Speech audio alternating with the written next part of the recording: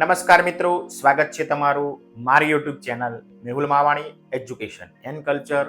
મિત્રો, ફરી પાછા ઉપસ્થિત છીએ એક નવા જ્ઞાન, એક નવા અધ્યાય સાથે.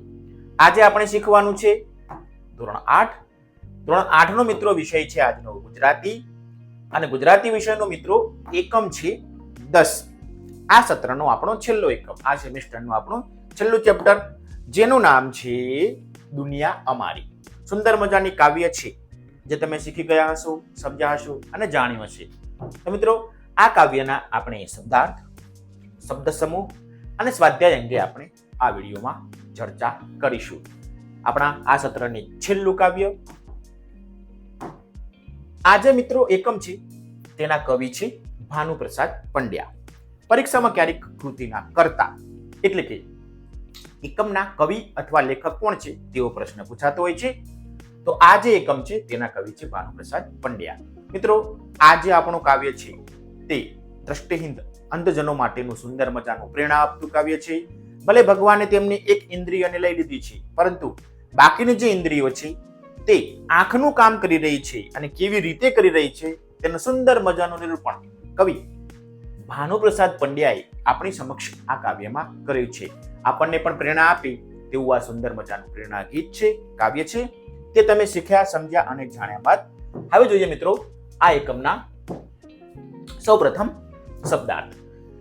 શબ્દાર્થનો અભ્યાસ પાછો એટલા માટે કરી લઈશું, ફરીથી રિપીટ, આપણું શબ્દ ભંડોળ વધે અને સમાનાર્થી શબ્દ પૂછાય કે શબ્દ સમૂહ માટે એક શબ્દ પૂછાય તો આપેલા પ્રશ્નોના ઉત્તરો લખી શકીએ. જોઈએ એકમમાં કયા કયા શબ્દાર્થ છે. એક છે નાથ એટલે સ્વામી અથવા માલિક. બીજો છે કલરવ એટલે કે મધુર ધ્વનિ, ખાસ કરીને પક્ષીઓ કરતા હોય તેવો અવાજ. ભાત એટલે અહીં છાપ, ખાવાના જમવાના ભાતની વાત નથી. ભાત એટલે અહીં છાપ, ડિઝાઇનની વાત છે. લોચન એટલે આંખ, મોહરવું એટલે ખીલવું અથવા વિકસવું. લહેરખી એટલે ધીમી લહેર કે મોજું. આગળ રણઝણવું એટલે કે નુપુર વગેરેનું ઝણઝણવું અથવા તો ભાઈ ખણખણવું. કોઈ ધાતુનો અવાજ આવે તેને આપણે રણઝણવું એવું કહી શકીએ. જેમ કે ઘૂઘરો છે, ખંજરી છે, મંજીરા છે, પગના ઝાંઝર છે, તે રણકે છે, તેનો અર્થમાં આપણે આ શબ્દને લેવાનું છે. હવે આગળ મિત્રો, હવે જોઈએ આ એકમમાં આપેલા શબ્દ સમૂહો માટે એક શબ્દો. મિત્રો, શબ્દ સમૂહો માટે એક શબ્દનો અલગથી વિડીયો બનાવીને પણ આપણા ચેનલ પ્લેજ ઉપર પ્લેલિસ્ટમાં મૂકેલો છે. તમારે તેનો અલગથી અભ્યાસ કરવો હોય તો પણ તમે કરી શકો છો, જેથી તમારી પરીક્ષા લક્ષી તૈયારી વ્યવસ્થિત થાય. તમામ એકમના શબ્દ સમૂહો માટે એક શબ્દનો વિડીયો અલગથી બનાવીને મૂકેલો છે. અત્યારે એકમમાં જે આવે તે શબ્દ સમૂહો જોઈએ. પહેલો છે મિત્રો વાતચીતથી થતો આછો ગોઘાટ, જેને આપણે કહીશું કલબલ. નાના બાળકો અવાજ કરતા હોય ક્લાસમાં ત્યારે તમારા શિક્ષક પણ તમને કહેતા હશે કલબલ ના કરશો. પગનો ચાલવાનો અવાજ, જેને આપણે કહીશું પગરવ. શું કહેવાય? પગરવ. રવ એટલે અવાજ થશે મિત્રો. ઢીલ કરવા, નકામાં આમ તેમ ફર્યા કરવું. તો મિત્રો તેના માટેનો સુંદર શબ્દ છે રસળવું. આગળ વર્ણ લંબાવી કે રાગડો તાણીને બોલવું તે. તો મિત્રો તેના માટેનો સુંદર શબ્દ છે લહેકો. લહેકો કરીને ગાવું કે બોલવું. તો મિત્રો આટલા શબ્દો આપણને આપેલા છે શબ્દ સમૂહો માટે એક શબ્દ. હવે જોઈએ આ એકમનું સ્વાધ્યાય. અને મિત્રો સ્વાધ્યાયનો પહેલો પ્રશ્ન તો આપણને ખબર જ છે, વાતચીત. વાતચીતમાં જે પ્રશ્નો આપેલા છે તે કાવ્યને સમજી તમારે તમારા અનુભવના આધારે લખવાના થશે. કદાચ એ પ્રશ્નોના ઉત્તરો તમારા અને તમારા મિત્રના સરખા ના પણ હોઈ શકે. જોઈએ પ્રશ્ન પહેલો છે, તમે પક્ષીઓનો કલરવ સાંભળ્યો છે ક્યારે? ઉત્તર આ રહ્યો મિત્રો. હા, મેં પક્ષીઓનો કલરવ સાંભળ્યો છે. હું દરરોજ સવારે ઉઠું છું ત્યારે મને પક્ષીઓનો મધુર અવાજ સંભળાય છે. અમારા ઘરના આંગણામાં 3 મોટા ઝાડ છે જેમાં પક્ષીઓ આવે છે, જેમનો કલરવ હું સાંભળું છું. એમ મિત્રો તમે પણ આવો પક્ષીઓનો કલરવ સાંભળ્યો હશે કે તમારે અહીં નોંધવાનું છે. આગળ તમને ગમતા પક્ષીઓનો અવાજ કાઢી બતાવો. તો મિત્રો તમને જે પક્ષીનો અવાજ કાઢવો ગમે તે પક્ષીનો અવાજ તમારે કાઢી બતાવવાનો છે. તમને કોઈને કોઈ પક્ષીનો અવાજ કાઢતા તો આવડતો જ હશે. જેમ કે મને મોરનો અવાજ ખૂબ ગમે છે. મોર ટેહું ટેહું જેવો અવાજ હોય છે જે સાંભળવામાં ખૂબ મીઠો લાગે છે. તો મિત્રો હું મોરનો અવાજ કાઢું છું. તમે જે અવાજ કાઢો એ તમારે વર્ગ સમક્ષ કાઢી બતાવવાનો છે. આગળ જોઈએ. હવે આગળ છે મિત્રો પ્રશ્ન નંબર 3. તમે ક્યાં ક્યાં ચાલીને જાઓ છો? તમે મિત્રો ચાલીને જતા હોય તેવી જગ્યા અથવા સ્થળો અથવા કામનું નામ તમારે દર્શાવવાનું છે. હું જ્યાં ચાલીને જાઉં છું ત્યાં રહ્યું. હું ઘણી જગ્યાએ ચાલીને જાઉં છું. મારી શાળાએ ચાલીને જાઉં છું. મિત્રો સાથે રમવા મેદાને ચાલીને જાઉં છું. દુકાનથી કોઈ વસ્તુ ખરીદવી હોય તો ત્યાં પણ ચાલીને જાઉં છું. મારા ખેતરમાં ચાલીને જાઉં છું. ઘરની નજીક મંદિર છે ત્યાં દર્શન કરવા પણ હું ચાલીને જાઉં છું. એમ તમે જે જગ્યાએ ચાલીને જાઓ છો તે તમારે અહીં દર્શાવવાનું છે. પ્રશ્ન 4 છે મિત્રો, તમને ક્યાં ફરવા જવું ગમે અને કેમ? તમને જ્યાં ફરવા જવું ગમતું હોય તે દર્શાવવાનું છે. મને અહીં વધારે ફરવા જવાનું ગમે છે. મને નદી કિનારે ફરવા જવું ખૂબ ગમે છે. નદીના પાણીમાં તરતી માછલીઓ જોવાની ખૂબ મજા આવે છે. નદીની રેતીમાં રમવાનો આનંદ જુદો જ હોય છે. નદી કિનારે ઉગેલી હરિયાળી જોવાનો ખૂબ આનંદ થાય છે. તો એટલા માટે મિત્રો હું નદી કિનારે મને ફરવા જવાનું ખૂબ મજા આવે છે. એમ તમને જે સ્થળે ફરવા જવાનું મજા આવતી હોય તે સ્થળનું નામ તમારે લખવું અને તેના વિશે લખવાનું છે તમારે. ચલો હવે આયા પ્રશ્ન નંબર 5. તમને કયા કયા રંગના ફૂલ જોયા છે તમે? એ તો મિત્રો એકદમ સરળ પ્રશ્ન છે. તમે જે રંગના ફૂલ જોયા હોય તે રંગના નામ લખજો. મેં ઘણા રંગના ફૂલ જોયા છે. જેમ કે લાલ ગુલાબી, સફેદ કેસરી રંગના ગુલાબ હોય છે. સફેદ ચંપો અને મોગરો, નારંગી, ગલગોટા, ગુલાબી રંગનું કમળ, એમ ઘણા બધા રંગના ફૂલો જોયા છે. બારમાસી પણ આવી શકે, શું કહેવાય, કેના, એમ અલગ અલગ પ્રકારના તમે ઘણા બધા ફૂલો જોયા હશે. એનો રંગ તમારે નોંધવાનો છે. એકદમ સરળ પ્રશ્ન છે, આવડે એવું છે. આગળ મિત્રો હવે જોઈએ પ્રશ્ન નંબર 2, જેને આપણને સૂચના આપી છે. વાક્યને આધારે રેખાંકિત શબ્દોનો અર્થ ધારો અને લખો. જોઈએ વાક્ય પહેલું છે, હે નાથ તારી કૃપા અપરંપાર છે. નાથ નો અર્થ આપણને આપ્યો છે પતિ, શેઠ કે પ્રભુ. તો મિત્રો નાથ નો અર્થ થશે પ્રભુ. તમને તમારા પાઠ્યપુસ્તકમાં ઉત્તર લખવા માટે પ્રભુની બાજુમાં જગ્યા આપેલી છે. તો તેમાં ઉત્તર લખજો પ્રભુ. નાથનો અર્થ થશે પ્રભુ. બીજું વાક્ય જોઈએ, સવારે પક્ષીઓનો કલરવ સંભળાય છે. કલરવનો મતલબ અવાજ, પક્ષીઓનો મધુર ધ્વનિ કે ઘોંઘાટ. મિત્રો ઉત્તર આવશે પક્ષીઓનો મધુર ધ્વનિ. કલરવ એટલે પક્ષીઓનો મધુર ધ્વનિ. આપણે શબ્દાર્થમાં પણ જોયું હતું. તો ઉત્તર તમે આ લખી નાખજો. હજી પેન્સિલ ના કાઢી હોય તો કંપાસ ખોલી પેન્સિલ કાઢો અને લખી નાખો, જેથી ફરીથી મહેનત કરવી પડે નહીં. ચલો આગળ. ત્રીજું વાક્ય, મમ્મીની સાડીમાં રંગોની સુંદર ભાત છે. શબ્દ તો ખ્યાલ આવી ગયો. ભાત એટલે શું થશે? છાપ, જુદા જુદા રંગો કે એક વાનગી. તો મિત્રો ખાવાના ભાતની વાત નથી, ભાતનો અર્થ થશે છાપ. આગળ, નેહાને કામ નહોતું કરવું એટલે તે આમ તેમ રસળ્યા કરતી હતી. હવે આપણને ખબર છે રસળવું શબ્દ સમૂહો માટે એક શબ્દ શીખી ગયા છીએ. તો રસળવુંનો અર્થ ફરવું, ઢીલાશ કરવી કે જોયા કરવું તેવું થાય. તો સાચો ઉત્તર આવશે રસળવું એટલે ઢીલાશ કરવી. ઉત્તર લખજો ઢીલાશ કરવી.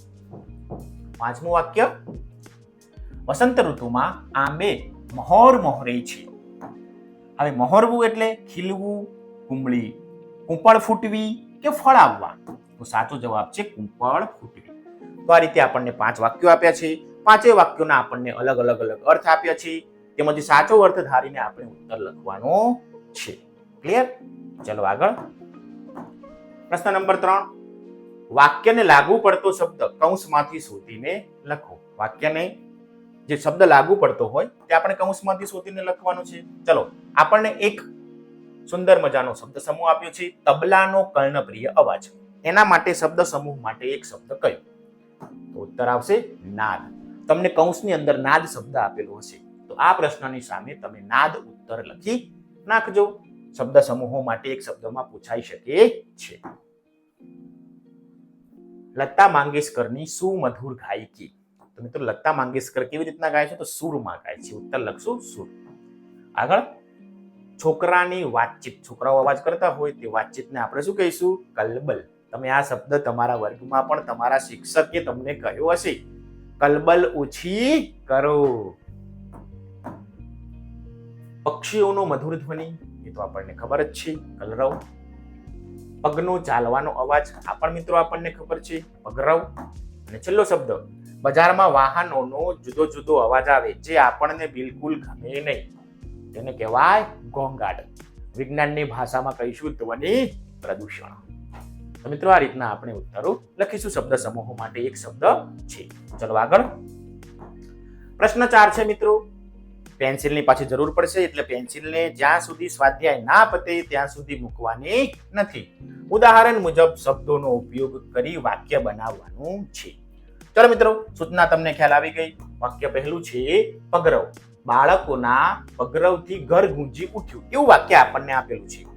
નીચે લખ્યું છે તમારું વાક્ય. ત્યાં મિત્રો તમારું વાક્ય લખવા માટે તમને જગ્યા આપેલી છે. તમે પગરવ શબ્દનો ઉપયોગ કરી તમારું વાક્ય બનાવી શકો છો. અથવા અહીં આપેલું નમૂનારૂપ ઉત્તર આ છે, ઘરમાં કોઈકનો પગરવ સંભળાયો. તમને શબ્દનો અર્થ ખબર હોવી જોઈએ તો તમે સુંદર મજાનું વાક્ય બનાવી શકો છો. ચલો આગળ. કલરવ. બાળકોનો કલરવ ઘરમાં ખુશીઓ ભરી દે છે. તમારું વાક્ય શું હશે? પક્ષીનો કલરવ સંભળાયો. તમને મજા આવે, તમને આવડતું હોય તેવું વાક્ય તમે બનાવી શકો છો. કલબલ. રમતના મેદાનમાં બાળકો કલબલ કરતા હતા. વાક્ય, તમારું વાક્ય, વર્ગમાં બાળકો કલબલ કરતા હતા. ચોથું લહેરખી. પવનની લહેરખીથી વાતાવરણમાં ઠંડક પ્રસરી ગઈ. તો ઉત્તર આવશે તમારું વાક્ય, સવારે પવનની ઠંડી લહેરખી વાતી હતી. ક્લિયર? આ પ્રમાણે વાક્યો બનાવતા જઈશું. 5મો નંબર છે લહેકો. મનોજનો લહેકો કરીને ગાવાની ટેવ છે. મનોજ નામનો ભાઈ છે, તેને લહેકો કરીને ગાવાની ટેવ છે, એટલે કે લાંબા રાગે ગાવાની ટેવ છે. તમારું વાક્ય શું હોઈ શકે? લહેકો કરીને બાળકો કવિતા ગાવા લાગ્યા. આમ 5 વાક્યો છે. 5 વાક્યોનો એક શબ્દ ઉપરથી વાક્ય બનાવેલું છે. એના આધારે તમારે તમારું વાક્ય બનાવવાનું છે. જોડે જોડે પાઠ્યપુસ્તકમાં લખી પણ દેવાનું છે. વાક્ય તમને આવડે તેવું તમે બનાવી શકો છો. ચલો આગળ. હવેનો પ્રશ્ન તો બિલકુલ સહેલો છે. પ્રશ્ન 5, જેને આપણને સૂચના આપી છે, વાક્યને લાગુ પડતી પંક્તિ કાવ્યમાંથી શોધીને લખવાની છે. અહીં મિત્રો આપણને કાવ્યનો ભાવાર્થ આપી દીધું છે, વાક્ય આપી દીધું છે. આપણે તે વાક્યને લાગુ પડતી પંક્તિ કાવ્યમાંથી શોધીને લખવાની છે. તમે તમારી જાતે પ્રયાસ કરીને પણ તે પંક્તિ શોધી શકો છો, અથવા અહીં આપેલો નમૂનારૂપ ઉત્તર જોઈએ. અમે મધુર અવાજ કરતા રહીશું. તો કવિતાની પંક્તિ શું હશે? પણ કલરવની દુનિયા અમારી. આ કવિતાની પંક્તિ છે. બીજું છે, અમારો જ્યાં ત્યાં ફરવાનો આનંદ જૂટવી લીધો છે. કવિતાની પંક્તિ છે. વાટે રખડ્યાની મોજ છીનવી લીધી. આ છે કવિતાની પંક્તિ. આ પ્રમાણે ઉત્તર લખીશું. ચલો આગળ. વહેલી સવારે શોર બપોર સંભળાય છે. પંક્તિ છે. કલબલ તો થાય જ્યાં વહેલો તે પહોર. ગીત ગાતી વખતે અવાજ ખીલી રહ્યો છે. ચોથા નંબરની પંક્તિ વાક્ય છે. તો પંક્તિ આવશે, લહેકોએ લહેકોએ મહેકતા અવાજના. લહેકાએ લહેકાએ મહેકતા અવાજના. તેઓ કાવ્ય પંક્તિ આપેલી છે. ચલો આગળ. 5મું છે, સુગંધ થકી સંબંધ જળવાઈ રહ્યો છે. કવિતાની પંક્તિ છે. ના તો આ સામટી સુગંધ. એવી કાવ્ય પંક્તિ છે. તો આમ 5 આપણને વાક્યો આપ્યા છે. તે વાક્યો કવિતાની કઈ પંક્તિને બંધ બેસતા છે તે પંક્તિ આપણે શોધીને લખવાની છે. ચલો હવે આગળ. પ્રશ્ન નંબર છે 6, જેની આપણને સૂચના આ પ્રમાણે આપી છે. કાવ્યને આધારે બંધ બેસતા જોડકા જોડવાના છે. આ રહે ઉત્તર.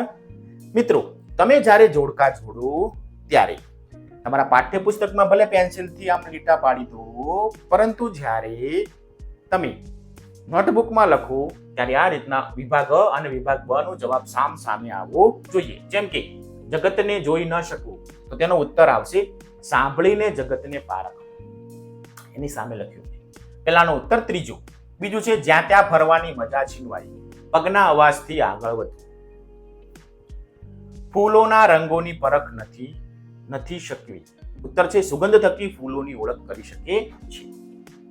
4 દરિયાની ભરતી. ઉત્તર આવશે પાંચમો બ માં એકબીજાને મળવાનો સંબંધ સચવાય છે. ટેરવાઈ જ આંખો, મતલબ કે સ્પર્શ અનુભવ વડે આગળ વધવું. તો 5 આપણને અ વિભાગમાં આપ્યા છે, તેના ઉત્તર બ વિભાગમાં આ રીતે લખવાના થશે. ક્લિયર? ચલો આગળ. જોડકા જોડવામાં તમે ધોરણ 6 થી જોડકા જોડતા જશો, તમને અનુભવ પણ હશે. અ વિભાગ અને બ વિભાગનો ઉત્તર સામ સામે લખી નાખવાનો છે. આ રીતે આમ લીટી તાણશું નહીં. ચલો આગળ વધીએ. હવે છે પ્રશ્ન 7, અનુભવ કરો અને લખો. મિત્રો, અહીં તમારા શિક્ષક ક્યારેક પરિસ્થિતિનો તમને અનુભવ કરાવશે. એ અનુભવના આધારે તમારે ઉત્તર લખવાનો છે. ઉત્તર લખવા માટે તમને પાઠ્યપુસ્તકમાં કોઠો પણ આપેલો છે, તો ત્યાં તમે લેખન કાર્ય કરતા જજો. મિત્રો, આવો એક કોઠો તમને આપ્યો છે, જેમાં એક કોલમ અનુભવ છે, જે તમને તમારા શિક્ષક કરાવશે. એ અનુભવ કરવામાં તમને શી મુશ્કેલી પડી એ તમારે લખવાની છે, અને તે કેવી રીતે કરી શકાય તે તમારે લખવાની છે. તો જોઈએ, પહેલો અનુભવ છે આંખે પાટા બાંધીને બોર્ડ ઉપર તમારું નામ લખો. આંખે પાટા બાંધી દેવાના છે અને પછી તમારું બોર્ડ હશે તમારા વર્ગનું, તેની ઉપર તમારું નામ લખવાનું છે. તો મુશ્કેલી શી પડશે? તો સીધી લીટીમાં લખી ન શક્યો, અક્ષરો નાના મોટા અને વાંકા ચૂકા થશે કદાચ તમારા આંખો બંધ કરીને લખશો ત્યારે. કેવી રીતના કરી શકાય? તો હાથ વડે બોર્ડનો સ્પર્શ કરો, પછી ચોકની મદદથી લખવા લાગ્યો, મનમાં શબ્દ યાદ રાખતો, શબ્દ પૂરો થાય એટલે થોડું આગળ ખસી જતો, જેમ કે મેહુલ કુમાર. પછી શબ્દ વચ્ચે જગ્યા છોડવી પડશે, વિઠ્ઠલભાઈ. પછી તમારું સરનેમ આવશે અટક, તો જગ્યા છોડીને માવાણી. કેવું લખાશે એ ખબર નથી. ચલો આપણે અનુભવ તો કરી લઈએ. પહેલો અનુભવ હું તમને કરાવી દઉં છું, બાકીનો અનુભવ તમારે તમારા વર્ગમાં પ્રેક્ટિકલ કરીને કરવાનો છે. ચલો, મારી આંખો બંધ છે, હું મારું નામ લખું છું. મારું મોઢું તમારી બાજુ રાખું છું અને નામ લખું છું, તમને પણ ખબર પડે મારી આંખો બંધ છે. જુઓ, રેડી? હાથમાં અત્યારે મારી જોડે સ્ટાઇલિશ છે, મતલબ કે વ્હાઇટ બોર્ડની પેન છે. તમારે ત્યાં કદાચ બોર્ડ હશે, તો આવું પેનલ બોર્ડ પણ હશે, તો તેની પેન પણ હશે, જેને આપણે સ્ટાઇલિશ કહીએ છીએ. ચલો જોઈએ હવે નામ લખાય છે મિત્રો.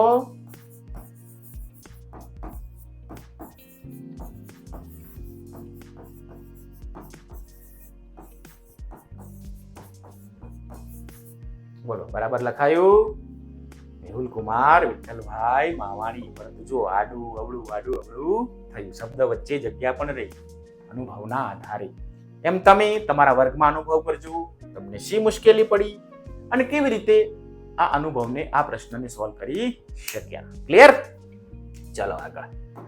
તમને આ પ્રવૃત્તિ કરવાનો ખૂબ મજા આવશે, તમારા મિત્રો પણ કરશે એટલે તમને મજા આવશે. ચલો હવે બીજી પરિસ્થિતિ છે, કાનમાં આંગળી નાખો. તમારા મિત્રને કહેલી કોઈ વાત સાંભળો અને કહો.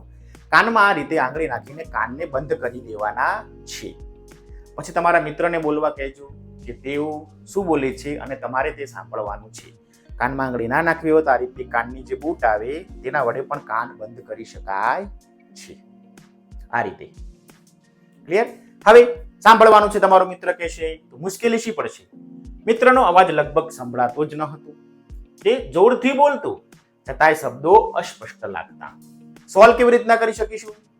મિત્ર બોલતો હોય ત્યારે તેના હોઠ ઉપર ધ્યાન કેન્દ્રિત કરવાનું છે અને લિપ રીડિંગ, હોઠ ફફડે ભરત, તો આપણને ખબર પડે કે તે કશું બોલી રહ્યો છે. તે લિપ રીડિંગને સમજવાનો પ્રયત્ન કરીશું તો આપણે તમારો મિત્ર શું કહી રહ્યો છે એ તમે ઓળખી શકશો. ક્લિયર? ચલો હવે આગળની જોઈએ બીજી બે પ્રશ્નો. આંખો બંધ કરીને ગુજરાતીનું પાઠ્યપુસ્તકનું પેજ નંબર 26 નંબરનું પેજ તમારે કાઢવાનું છે.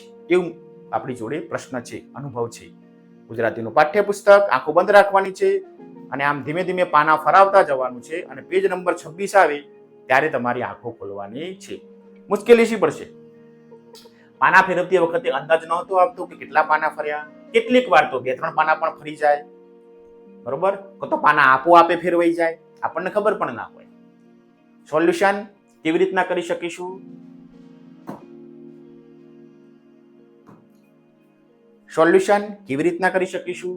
પાઠ્યપુસ્તકની શરૂઆતથી જ પાના ફેરવતો ગયો, મનમાં ગણતરી કરતો ગયો, એક જ પાનું ફરે છે તેની કાળજી પણ રાખતો ગયો. ચોથા પ્રયત્ને હું સફળ થયો હતો.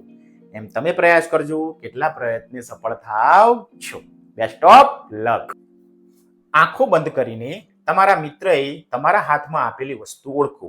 આંખો બંધ રાખવાની છે. તમારો મિત્ર તમને કોઈ હાથમાં વસ્તુ આપશે અને એ વસ્તુ તમારે સ્પર્શ વડે ઓળખવાની છે. જેમ પેલા કાવ્યમાં અંધજનો ઓળખી બતાવે છે તે અનુભવ તમારે કરવાનો છે. તમને આ આપણે જે કાવ્ય શીખ્યા છીએ, અંધજનો માટેનું કાવ્ય છે, તેમના જીવનમાં કેવી મુશ્કેલી પડતી હશે, છતાંય તેઓ આનંદથી મોજથી જીવે છે. તેમ જુઓ, તેઓ સ્પર્શ વડે એટલે કે સ્પર્શીને અડીને કેવી રીતના વસ્તુ ઓળખી શકે છે તે આપણે શીખવાનું છે. વસ્તુઓને સ્પર્શથી ઓળખવી મુશ્કેલ હતી. બધી એક સરખી લાગે. આવી વસ્તુને ઓળખવામાં ખ્યાલ આવતો ન હતો. કેવી રીતે ઓળખી શક્યા? વસ્તુઓનું વજન, લંબાઈ, પહોળાઈ, આકાર અને બનાવટને સ્પર્શ વડે ધ્યાનથી અનુભવ્યા. પરિણામે મને સમજાયું કે તે વસ્તુ કઈ છે. જેમ કે પેન્સિલ હોય અને બોલ પેન હોય, તમને લાગે સરખી છે, પરંતુ બોલ પેનનું ઢાંકણ હોય, તેની પાછળ ડટ્ટો કે પેલી ભરાવાની પિન એ ઉપસેલી હોય, તેની ઉપરથી આપણને ખ્યાલ આવે કે આ પેન છે. પેન્સિલની આગળ અણી કાઢેલી હોય, તેની ઉપરથી આપણને ખ્યાલ આવે કે આ પેન્સિલ છે. તો આ રીતના અનુભવ વડે, લંબાઈ, પહોળાઈ, આકાર વડે આપણે વસ્તુને ઓળખી શકીએ છીએ. આ અનુભવ તમને તમારા વર્ગમાં તમારા શિક્ષક કરાવશે. આગળ તમે આ પછી તમારા પાઠ્યપુસ્તકમાં લખવાનું પણ છે, ત્યાં લખવા માટે જગ્યા પણ આપેલી છે. ચલો આગળ વધીએ. પ્રશ્ન 8. ઉદાહરણ મુજબના શબ્દો શોધો અને લખવાના છે. જોઈએ કેવું ઉદાહરણ છે.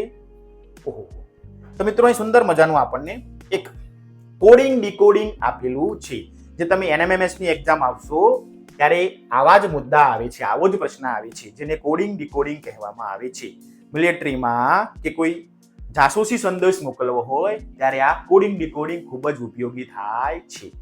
આપણે પણ NMMS નું મટીરિયલ બનાવી રહ્યા છીએ, તેમાં પણ આ વિડીયો આપણે મૂકીશું, તો તે પણ તમે જોઈ લેજો કે કોડિંગ ડીકોડિંગ શું છે. ચલો અત્યારે તમારા એકમમાં છે તે સમજી લઈએ. ચલો, પગ, રવ, ના, દુનિયા, આટલા શબ્દો છે.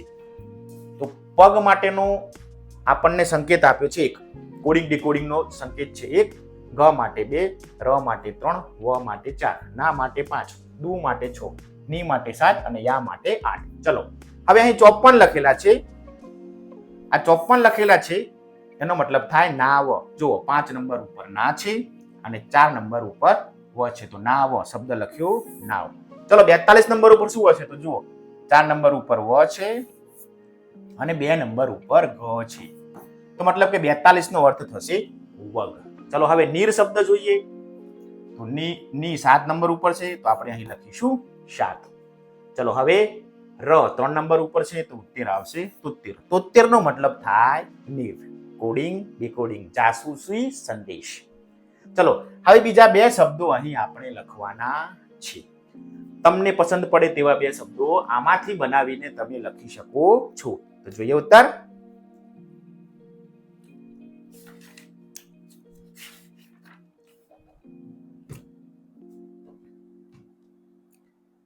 મિત્રો એક શબ્દ છે 83. 83. ચલો 8 નંબર જુઓ તો યા, 3 નંબર જુઓ તો કે ર. તો 83 નો મતલબ થશે યાર, તમારો મિત્ર. ચલો હવે આગળ જોઈએ. ચલો મિત્રો અહીંયા લખું છું નાગ.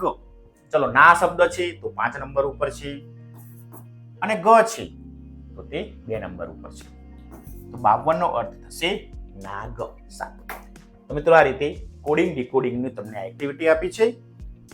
કેટલાક શબ્દો તમને એક નમૂનો બનાવીને આપ્યો છે, બાકીના બનાવવાના છે અને છેલ્લા 4 નંબર અને 5 નંબર ઉપર તમારે નવા શબ્દો બનાવીને જાતે લખવાના છે. તમે તમારી જાતે નવા શબ્દો બનાવીને પણ આવી ગેમને આગળ લઈ જઈ શકો છો, જે કોમ્પિટિટિવ એક્ઝામમાં, સ્પર્ધાત્મક પરીક્ષાઓમાં તમને ખૂબ ઉપયોગી થશે. ચલો આગળ વધીએ. હવે તમારા પાઠ્યપુસ્તકમાં લખવાની જગ્યા છે તેમાં પાછું લેખન કાર્ય કરી દેજો. હજી મેં પેન્સિલ મૂકવાની કહી નથી. ચલો આગળ. મિત્રો પ્રશ્ન નંબર 9 છે, લીટી દોરેલ શબ્દની જગ્યાએ કૌંસમાં આપેલો શબ્દોનો ઉપયોગ કરીને વાક્ય ફરીથી લખવાનું છે. જોઈએ. પહેલું વાક્ય છે, આકાશમાં પક્ષી ઉડતું હતું. હવે ચકલી મૂકીને આપણે શબ્દ લખીએ. આકાશમાં ચકલી ઉડતી હતી. છે અઘરું? નથી. તમે પણ સરળતાથી આ પ્રશ્નને સોલ્વ કરી શકશો. રિયા બેઠી બેઠી ખાતી હતી. હવે રિયાની જગ્યાએ યુવરાજભાઈ છે. લિંગ બદલાઈ ગયું. યુવરાજ બેઠો બેઠો ખાતો હતો. જેવું લિંગ હોય તે પ્રમાણેનું વાક્ય રચના આવશે. એ તમારે અહીં શીખવાનું છે. ચલો. બાળકો રમે છે. હવે બાળકોની જગ્યાએ હું, તો હું રમું છું છે ની જગ્યાએ છું. ક્રિયાપદ પણ બદલાઈ ગયું. અહીં એક વચન બહુવચન. જયદેવ હસતો હસતો લખતો હતો. હવે જયદેવ જગ્યાએ આપણે કોમલબેન મૂકી દઈએ. કોમલ હસતી હસતી લખતી હતી. સ્ત્રીલિંગ પુલ્લિંગ. તો વાક્ય રચના કેવી હોવી જોઈએ? તમને ખ્યાલ હોવો જોઈએ. ચલો પાંચમું વાક્ય, તપેલી દૂધથી ભરેલી હતી. હવે તપેલીની જગ્યાએ તપેલું છે. ઉત્તર જોઈ લઈએ. તપેલું દૂધથી ભરેલું હતું. જુઓ કેવું પરિવર્તન આવ્યું. તો મિત્રો સંજ્ઞા છે, નામ છે અથવા સર્વનામ છે, તે સ્ત્રીલિંગ પુલ્લિંગ કે નપુંસકલિંગ હોય તે પ્રમાણે વાક્ય રચના આવે છે. તે આપણે શીખવાનું છે. તમે તમારા અનુભવના આધારે આ ઉત્તરને લખી શકશો. તમને ખ્યાલ જ છે સ્ત્રીલિંગ હોય તો વાક્ય રચના કેમ કરવી, પુલ્લિંગ હોય તો વાક્ય રચના કેમ કરવી, અને નાન્યતર એટલે કે નપુંસકલિંગ શબ્દ હોય, સંજ્ઞા હોય, સર્વનામ હોય તો વાક્ય રચના કેમ કરવી એ આપણને ખ્યાલ હોવો જોઈએ. આગળ વધીએ. ચલો હવે છે મિત્રો પ્રશ્ન નંબર 10. એકમનો છેલ્લો પ્રશ્ન. પ્રશ્નોના જવાબ લખો. આ પ્રશ્નો તમારે તમારા એકમના આધારે લખવાના છે. અહીં વાતચીતની જેમ અનુભવ કરવાનો નથી. કવિતાને ધ્યાને રાખીને લખીશું. ચલો પ્રશ્ન પહેલો. અહીં કોને સંબોધીને વાત કરવામાં આવી છે? ઉત્તર, તો અહીં અંતજનને સંબોધીને વાત કરવામાં આવી છે. ઈશ્વરે શું શું લઈ લીધું છે? ઈશ્વરે અંધજન પાસેથી જોઈ ન શકાય તેવી દુનિયા, રસ્તે રખડવાનો આનંદ, ફૂલોનો રંગ જોવાની શક્તિ વગેરે લઈ લીધું છે. કેમ કે અંધજન છે, આંખો નથી, દ્રષ્ટિ નથી, એટલે દુનિયાને, રસ્તે રખડવાનો આનંદ અને રંગોને જોઈ શકતા નથી. પણ ને પણ. હવે શું શું બચ્યું છે જેનો આનંદ છે? જોઈએ. એક વસ્તુ લઈ લીધી છે, પરંતુ બીજી જે વસ્તુઓ છે, બીજી ઇન્દ્રિયો છે, તે ખૂબ જ સ્ટ્રોંગ, મજબૂત બનાવી દીધી છે. અંતજન કાન દ્વારા પક્ષીઓના કલરવનો આનંદ માણી શકે છે. કોઈના ચાલવાના અવાજથી માણસના આગમનની જાણ થઈ શકે છે. નાક દ્વારા ફૂલોને સુવાસ માણી શકે છે. આ તો શક્તિ છે જ. પવનની લહેરખીનો સ્પર્શ થતા ઋતુઓનું પ્રાકૃતિક સૌંદર્ય માણી શકે છે. આમ ભલે તે એક દ્રષ્ટિથી વંચિત હોય, પરંતુ પોતે ઘણું બધું અનુભવી સંવેદી શકે છે. તે વાતનો તેને સંતોષ છે. તો આ રીતના મિત્રો આપણે ઉત્તર લખીશું. પ્રશ્ન 4. વહેલી સવારે થતા અનુભવનું વર્ણન કરો. સવાર થાય તો કેવો અનુભવ થાય છે? જોઈએ ઉત્તર. વહેલી સવારે પક્ષીઓનું કલરવ થતા અંતજનના બંધ પોપચામાં સૂર્યોદયના સોનેરી રંગોની ભાત રચાતી અનુભવે છે. સવાર થાય એટલે પક્ષીઓનો કલરવ થાય તો અંતજનને ખબર પડે છે કે હવે સવાર થઈ ગઈ છે. એ વખતે એની આંખોની સીમામાંથી છટકીને રણજણતું રૂપ લઈને રાત જાણે ચાલી ગઈ છે તેવો અનુભવ અંતજનને થાય છે. સવાર પડે, પક્ષીઓનો કલરવ થાય એટલે એને ખ્યાલ આવી જાય છે કે હવે સવાર થઈ ગઈ છે. એની આંખમાંથી ઊંઘ જતી રહે છે, રાત્રિ જતી રહે છે. સુંદર મજાનું આ વર્ણન અહીં કવિએ કરેલું છે. ચલો આગળ. પ્રશ્ન 5. રૂપ અને અવાજ વિશે શું કહ્યું છે? આ રહ્યો ઉત્તર. અંતજન જ્યારે પક્ષીઓના કલરવથી વહેલી સવારે ઉઠે છે ત્યારે એના વિવિધ રંગોની ભાત તેમના બંધ પોપચામાં પડે છે અને તે તેમની આંખોની સીમા ઓળંગીને કાન દ્વારા માણી શકાતું રણજણતું રૂપ લઈને રાત આવે છે. આમ કાવ્યમાં રૂપ અને અવાજ વિશે મિત્રો આવું કહ્યું છે. આગળનો પ્રશ્ન જ છે, પરંતુ રૂપ અને અવાજ વિશે શું કહ્યું છે તો થોડું ડિફરન્ટ પડે છે. તો આ રીતના આપણે પ્રશ્નનો ઉત્તર લખીશું. ચલો આગળ. પ્રશ્ન નંબર 6. ફૂલોના રંગ અને સુવાસ બાબતે શું નિર્દેશ કર્યો છે? અંતજન ભલે ફૂલોના રંગને જોઈ શકતા નથી, પણ તેમણે નાક દ્વારા ફૂલોની એક સામટી સુવાસને મન ભરીને માણીને ફૂલો સાથે પોતાનો નાતો જીવંત રાખ્યો છે. ક્લિયર? છેલ્લો પ્રશ્ન એકમનો, ટેરવામાં આંખોનું સ્થાન લીધું છે એવું શા માટે કહ્યું છે? અંતજનની આંખો નથી, તે વસ્તુઓને કેવી રીતના ઓળખી શકીએ? તો હમણાં જ આપણે અનુભવ કર્યું, સ્પર્શ દ્વારા, સ્પર્શેન્દ્રિય દ્વારા. તો ઉત્તર આ પ્રમાણે લખીશું.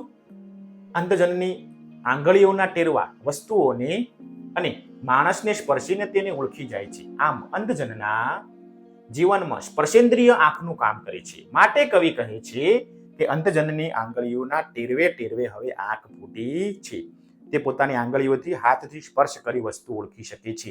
આંખો નથી, દ્રષ્ટિ નથી, તો તેમની સ્પર્શવાની ઇન્દ્રિય છે, સ્પર્શેન્દ્રિય, તે ખૂબ જ સ્ટ્રોંગ, મજબૂત છે. તો મિત્રો, આ રીતે આપણો જે એકમ છે સુંદર મજાનો અમારી દુનિયા કાવ્ય છે, અંતજનોની શક્તિ વિશે, તેમની સંવેદના વિશે સુંદર વાત કરી છે. આ એકમના શબ્દાર્થ, શબ્દ સમૂહ અને સ્વાધ્યાયના પ્રશ્ન નંબર 1 થી 10 વિગતે વ્યવસ્થિત જોયા. આશા રાખું છું કે તમને તમામ પ્રશ્નો વ્યવસ્થિત સમજાઈ ગયા હશે. જો મિત્રો તમને આ વિડીયો ગમ્યો હોય તો વિડીયોને લાઈક કરજો, ચેનલને સબસ્ક્રાઇબ કરજો, જરૂરથી કરજો. અમારી આ બંને ચેનલને સબસ્ક્રાઇબ કરી લેજો, જેથી નવા વિડીયો લઈને આવું તો તમારા સુધી ઝડપથી પહોંચી શકું. કોઈ મુદ્દો ના સમજાયો હોય તો પણ કોમેન્ટ બોક્સમાં કોમેન્ટ કરજો, જેથી નવા વિડીયો લઈને આવું તો તમારા તે પ્રશ્નોના ઉત્તરો આપી શકું. ત્યાં સુધી સૌને રામ રામ. તમારો ખૂબ ખૂબ આભાર.